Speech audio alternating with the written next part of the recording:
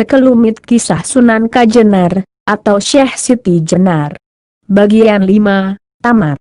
Kekhalifahan pertama Jawa, yang selama ini dicita-citakan oleh kaum putihan, berhasil berdiri. Raden Patah, atau Tan Eng Huat, dikukuhkan sebagai Khalifah pertama Demak Bintara, dengan gelar Sultan Syah Alam Akbar, Jambu-Ningrat.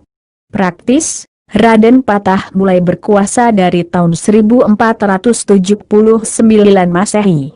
Begitu naik tahta, wilayah negara Demak Bintara, yang dulu diperkirakan kurang lebihnya separuh bekas wilayah Majapahit, terutama wilayah bagian barat, yang mayoritas sudah banyak penduduknya yang memeluk Islam, ternyata perkiraan itu salah. Daerah-daerah yang dapat dikuasai oleh Demak, yang terang-terangan dengan sukarela mengakui kedaulatan Demak Bintara, ternyata hanya sebatas Jawa Tengah sekarang, dan pesisir utara Jawa Timur, hingga ke Pulau Madura. Selebihnya, tidak ada satu kadipaten pun yang mau tunduk tanpa syarat. Yang sangat mencolok mata, begitu Pangeran Cakrabawana meletakkan jabatannya sebagai akung, setingkat adipati, di Caruban Larang, pada tahun 1479, dan pada tahun itu pula, Sunan Gunung Jati diangkat sebagai pengganti beliau, bahkan dinikahkan dengan putri beliau, Nyi Prakungwati. Caruban Larang secara tegas menolak menjadi wilayah Demak Bintara. Sunan Gunung Jati berdalih, secara historis, Caruban Larang dari dulu bukan wilayah Majapahit, tapi wilayah Pajajaran. Dan Caruban Larang berhak menentukan nasibnya sendiri. Syekh Siti Jenar diam-diam prihatin, melihat kekonyolan mereka-mereka yang mengaku sebagai pemimpin umat ini. Namun, ketegangan demi ketegangan yang terjadi antar kaum putihan sendiri, ditambah operasi-operasi militer yang harus dilakukan oleh pemerintahan Demak Bintara, membuat Syekh Siti Jenar sedikit banyak luput dari perhatian Dewan Wali. Dewan Wali tengah sibuk, tengah kewalahan menghadapi perlawanan-perlawanan sisa-sisa kekuatan Hindu-Buddha, yang beberapa daerah masih nekat melakukan perlawanan. Seandainya Prabu Brawijaya mau mengkoordinasikan setiap kekuatan sisa-sisa Majapahit ini, maka Demak Bintara tak akan bertahan lama. Cuma yang dikhawatirkan oleh Sunan Kalijaga, jika memang pengkoordinasian kekuatan itu benar-benar dilakukan, bukan hanya Demak Bintara, bahkan seluruh umat muslim yang kontra Demak, pun jadi terkena imbasnya. Banjir darah tidak hanya akan terjadi di Jawa, tapi di seluruh wilayah Majapahit, jika sampai Prabu Brawijaya mengeluarkan komando penyatuan sisa-sisa kekuatan itu. Demi kemanusiaan, yang sadar, harus mengalah. Di sisi lain pun, seandainya Raden Patah tidak memandang Dewan Wali Songo, pasti tidak akan melakukan invasi ke Caruban Larang, yang kini, setelah dipimpin oleh Sunan Gunung Jati, berubah nama menjadi Caruban Girang. Namun, mengingat kedudukan kekhalifahan Islam di Jawa masih sangat lemah, dan butuh kesatu paduan, untuk sementara Raden Patah memendam niatannya. Semua dinamika politik ini tak lepas dari pengamatan Sunan Kalijaga dan Syekh Siti Jenar. Pada awal berdirinya Demak, Sunan Kalijaga yang pernah berjanji kepada Prabu Brawijaya untuk ikut terjun ke kancah perpolitikan, demi untuk bisa ikut menentukan arah kebijakan Demak Bintara, pada waktu itu, memilih untuk menunggu dan melihat perkembangan dulu. Beliau sekarang lebih terfokus untuk berdakwah keliling, dari satu kota ke kota lain, terutama di pedalaman Jawa, demi untuk menghindari sewaktu-waktu Dewan Wali Songo meminta bantuannya, untuk menundukkan daerah tertentu dengan meminjam wibawa beliau. Sedangkan Syekh Siti Jenar, lebih memfokuskan diri untuk mengajar para santri-santrinya. Terdapat beberapa nama santri beliau yang terkenal, di antaranya Lontang Asmara, dan Sunan Panggung. Waktu berjalan cepat. Pemerintahan Demak Bintara terus disibukkan dengan operasi-operasi militer yang tak kunjung selesai. Praktis, kesejahteraan masyarakat menjadi kurang diperhatikan. Rakyat kecil, yang dulu merasakan taraf hidup yang mapan, pada saat Majapahit berkuasa, kini, perlahan-lahan, di bawah naungan kekhalifahan, yang katanya pasti akan memberikan keberkahan, ternyata, malah membawa ke ambang ketidakpastian. Stabilitas kacau balau. Roda perekonomian pun terganggu. Banyak investor yang sudah pada hengkang dari Jawa. Jawa setelah Majapahit jatuh, bukannya berubah menjadi surga, namun malah menjadi neraka.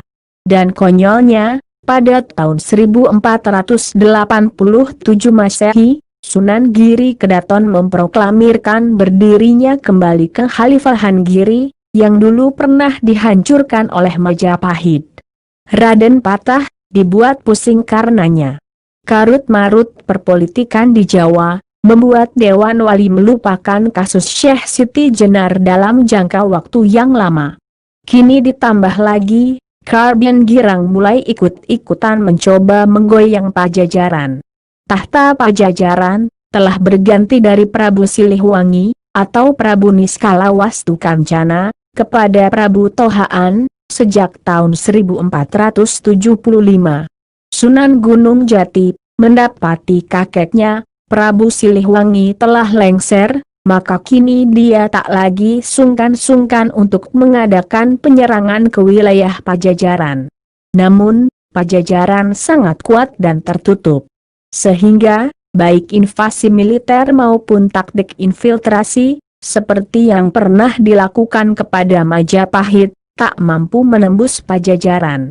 Padahal, Karbian Girang dibantu oleh Demak Bintara dan Kadipaten Banten. Banten adalah wilayah Karbian Girang.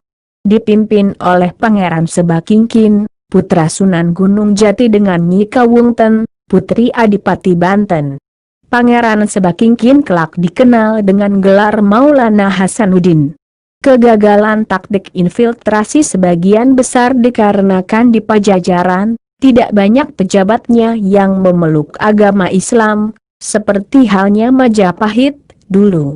Bahkan diam-diam, beberapa sisa-sisa laskar Majapahit menyokong Pajajaran. Jalan satu-satunya untuk memperlemah Pajajaran hanyalah menguasai pelabuhan-pelabuhan pantai utara Jawa Barat, di mana dari pelabuhan-pelabuhan ini, roda perekonomian Pajajaran sebagian besar tertunjang karenanya. Seluruh pesisir utara Jawa Barat dikuasai dengan paksa oleh Karbian Girang. Praktis, jika dengan kekuatan militer, Karbian Girang tidak mampu menembus Pajajaran, maka jalan satu-satunya adalah melakukan blokade ekonomi. Melihat perkembangan politik Caruban Larang, yang kini berganti nama Karbian Girang, sedemikian panas, Syekh Siti Jenar punya niatan untuk memindahkan pesantrennya ke pedalaman Jawa. Beliau berniat untuk menyingkir ke basis kaum abangan. Karbian Girang hendak beliau tinggalkan. Namun, Syekh Siti Jenar bukanlah tokoh yang dekat dengan kekuasaan, seperti halnya Sunan Kalijaga. Beliau kesulitan melobi hunian baru untuk tempat kepindahan pesantrennya. Seandainya beliau tidak memikirkan nasib para pendukungnya, bisa saja beliau meninggalkan Jawa. Namun, itu bukan watak orang yang sudah tercerahkan. Menginjak awal tahun 1490 Masehi, ketika Pajajaran diperintah oleh Seng Raja Jayadewata, 1482-1521 Masehi, Ki Ageng Kebo Kenanga, atau yang terkenal dengan gelar Ki Ageng Pengging, penguasa daerah Pengging, sekitar Surakarta, Jawa Tengah sekarang, yang masih berusia 21 tahun, sangat muda, diam-diam menawarkan daerah Pengging sebagai tempat hunian baru kepindahan pesantren beliau. Mendengar hal itu, Sunan Kalijaga, yang pernah mendapat amanah agar menjaga Trah Pengging dan Trah Tarup dari Prabu Brawijaya, segera memperingatkan Syekh Siti Jenar agar menolak tawaran tersebut.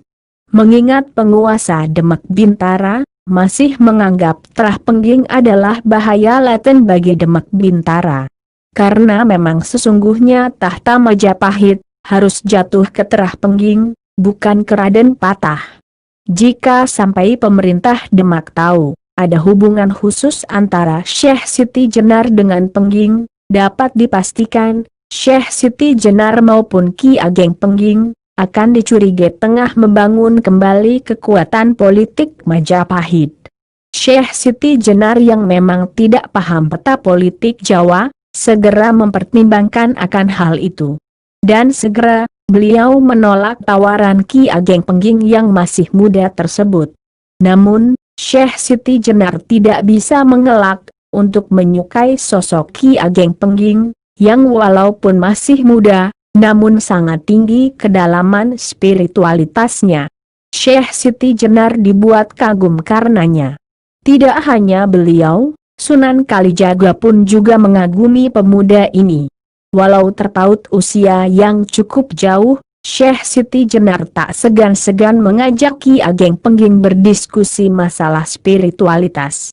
Walaupun Ki Ageng Pengging pemeluk Sifa Buddha, dan Syekh Siti Jenar pemeluk Islam, tapi pada ujung-ujungnya, esensi spiritualitas yang mereka dalami adalah sama. Seringkali Syekh Siti Jenar memeluk Ki Ageng Pengging dengan penuh kasih. Beliau sudah menganggap pemuda ini adalah anaknya sendiri, tiada beda dengan Syekh Datuk Pardun, putra Syekh Siti Jenar sendiri. Begitu juga Ki Ageng Pengging, juga sudah menganggap Syekh Siti Jenar seolah seperti ayah kandungnya. Maklum, Adipati Handayaningrat IV, ayah kandung Ki Ageng Pengging, memang sudah wafat. Kedekatan Ki Ageng Pengging dengan Syekh Siti Jenar menarik minat Ki Ageng Tingkir, Ki Ageng Ngerang, dan Ki Ageng Butuh, sahabat-sahabat Ki Ageng Pengging, untuk berguru kepada Syekh Siti Jenar. Di sini perlu diperjelas, yang menjadi murid Syekh Siti Jenar sebenarnya adalah Ki Ageng Tingkir, Ki Ageng Ngerang, dan Ki Ageng Butuh, sedangkan Ki Ageng Pengging, walau dekat dengan Sang Syekh, tapi tetap memeluk Sifa Buddha. Hubungan yang indah antara sahabat, ayah angkat, murid, dan guru ini, memang seringkali menimbulkan salah pengertian. Kelak, Ki Ageng Butuh dan Ki Ageng Ngerang, terkenal dengan gelar Sunan Butuh dan Sunan Ngerang, murid-murid Syekh Siti Jenar. Namun, gerak-gerik Ki Ageng Pengging, senantiasa dimonitor oleh Matu Demak Bintara. Laporan kedekatan Syekh Siti Jenar dengan Ki Ageng Pengging, telah masuk ke hadapan Raden Patah, Sultan Demak. Hal ini, perlu diwaspadai. Sebagai seorang pemimpin politik tertinggi Demak, mau tak mau, Raden Patah harus mencurigai kegiatan Ki Ageng Pengging. Dan laporan serupa, sampai juga ke Kekhalifahan Giri. Sunan Giri, walau telah menjabat sebagai Sultan Giri, namun masih tetap juga menjabat sebagai pemimpin Dewan Wali Songo. Kerancuan ini otomatis membuat Demak Bintara, walau bukan wilayah Giri Kedaton, namun mau tak mau, harus tetap tunduk pada fatwa-fatwa Sunan Giri. Dan fatwa-fatwa Sunan Giri, sangat tipis bedanya dengan perintah-perintah beliau, sebagai seorang sultan. Kalau direnungkan kembali, sebenarnya Raden Patah tidak memiliki wewenang yang sesungguhnya sebagai Sultan Demak. Hal inilah yang memicu kelak di kemudian hari, pada masa sesudah Kekhalifahan Demak jatuh, banyak penguasa Kekhalifahan Jawa yang berusaha menyerang Giri Kedaton dengan kekuatan militer. Karena bagaimanapun juga, sebuah pemerintahan tidak akan bisa menentukan kebijakan secara bebas, jika selalu diintervensi penguasa pemerintahan lain dengan berselimutkan fatwa. Namun, usaha-usaha yang rasional seperti ini, malah dicerca habis-habisan oleh kaum putihan di kemudian hari. Mereka menjelek-jelekan Sultan Hadiwijaya, Kesultanan Pajang, dan Panembahan Senopati, Kesultanan Mataram, yang menyerang Giri. Pada buku-buku kaum putihan, yang melimpah ruah di pasaran, kedua penguasa ini sangat-sangat dipersalahkan. Kelak pada tahun 1679 Masehi, pada saat Kesultanan Mataram diperintah oleh Sunan Amangkurat II, Giri Kedaton berhasil dihancurkan. Perkembangan hubungan antara Syekh Siti Jenar dengan Ki Ageng Pengging terus diawasi oleh Kesultanan Demak Bintara dan Kesultanan Karben. Menjelang tahun 1497 Masehi, Sunan Giri, atas nama pemimpin Dewan Wali Songo, memerintahkan Sultan Syah Alam Akbar, yaitu Sultan Demak dan Sultan Karben, yang tak lain Sunan Gunung Jati, untuk menangkap Syekh Siti Jenar. Pemerintahan Demak dan Karben merespon perintah Dewan Wali tersebut. Sultan Demak segera menitahkan Sunan Kudus, Senopati Agung Demak Bintara, untuk pergi ke Karben Girang, membawa pasukan sebanyak 700 orang, untuk menangkap Syekh Siti Jenar. Kedatangan pasukan Demak di wilayah Kesultanan Karben Girang menggegerkan masyarakat sekitar. Pasukan Karben ikut bergabung dalam barisan pasukan Demak Bintara.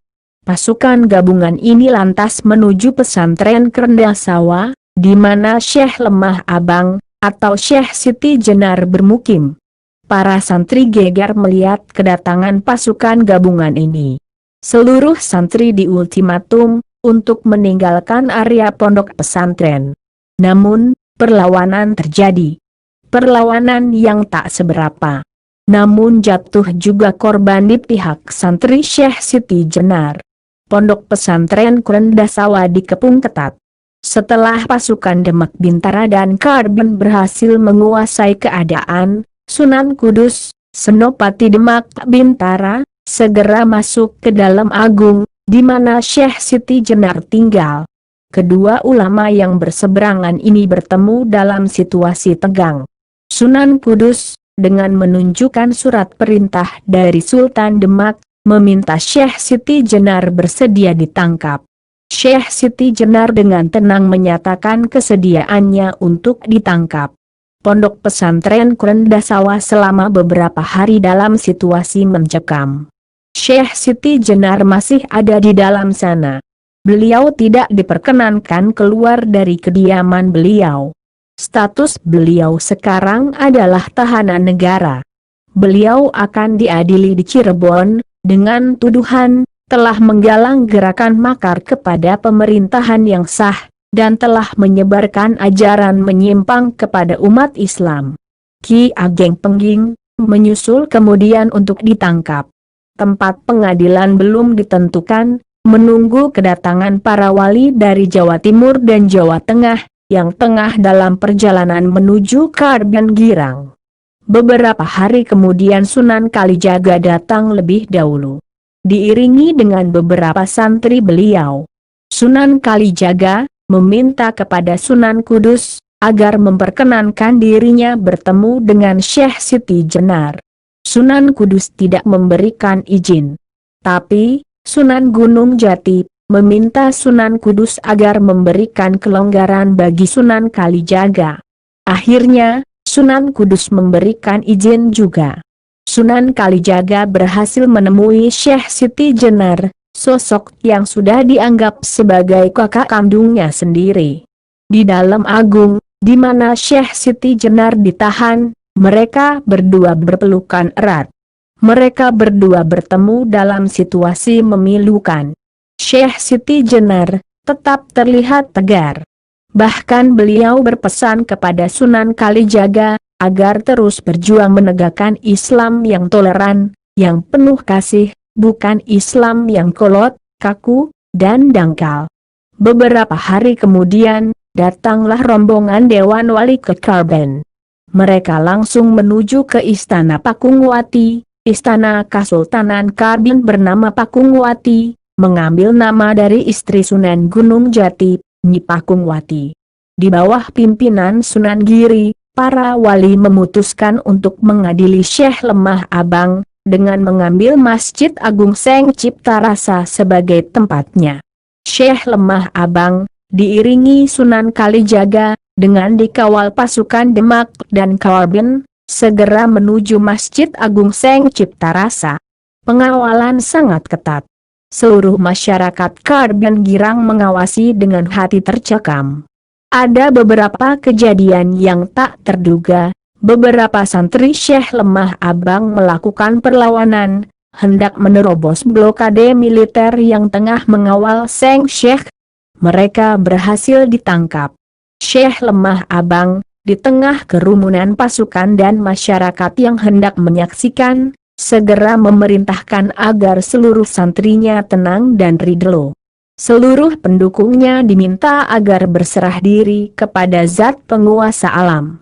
Di Masjid Seng Cipta Rasa, Sunan Kudus berperan sebagai seorang jaksa, dan hakim dipegang oleh Sunan Giri. Pengadilan berjalan alot dan lamban. Tidak ada yang tahu apa yang terjadi di sana. Karena pengadilan ini bersifat tertutup. Situasi Masjid Agung Seng Cipta Rasa sangat mencekam. Penjagaan ketat terlihat di sana-sini.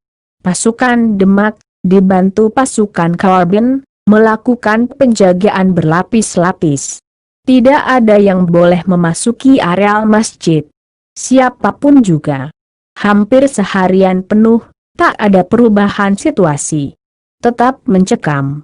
Dan menjelang malam tiba, nampak Syekh Lemah Abang, digiring ke halaman Masjid Seng Cipta Rasa. Pasukan semakin diperketat.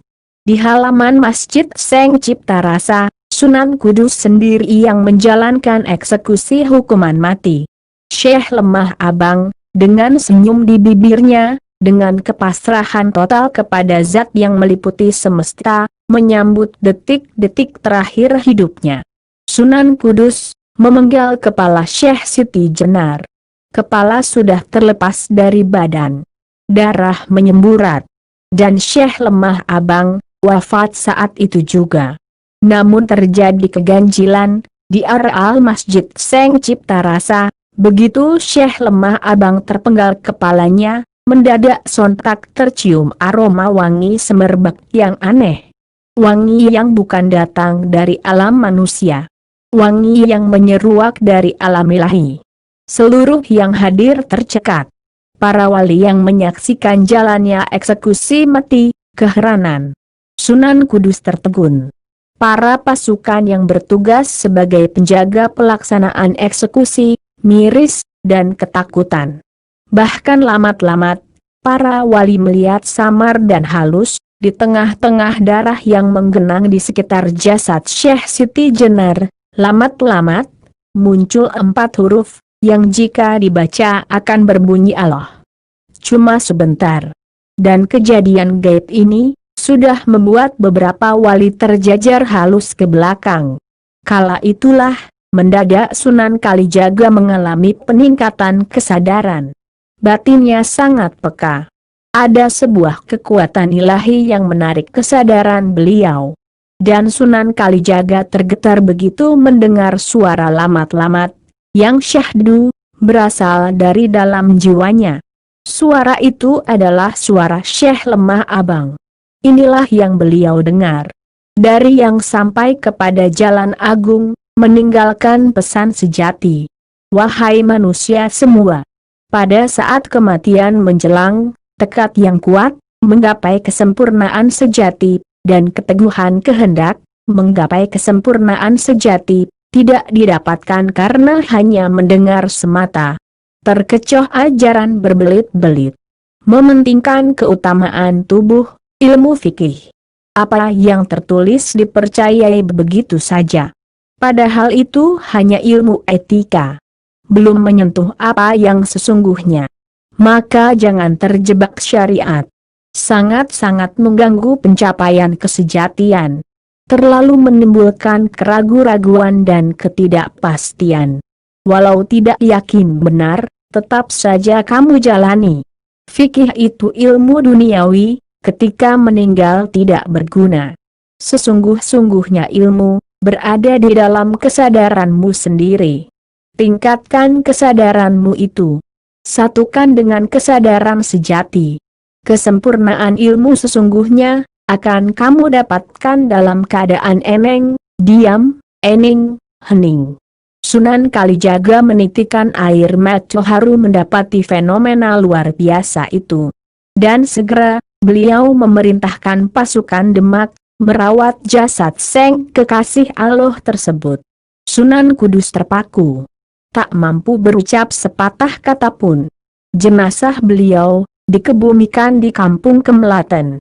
Namun di kemudian hari, jenazah beliau dipindahkan ke Giri Amparan Jati, atas perintah Sunan Gunung Jati. Keharuman nama Syekh Lemah Abang, atau Syekh Siti Jenar, tidak bisa dihapuskan begitu saja dari benak masyarakat Jawa. Walaupun demikian hebat fitnahan yang dilancarkan kepada beliau, sesudah beliau wafat, namun bagi masyarakat Jawa, diam-diam Syekh Siti Jenar tetap sebagai tokoh agung.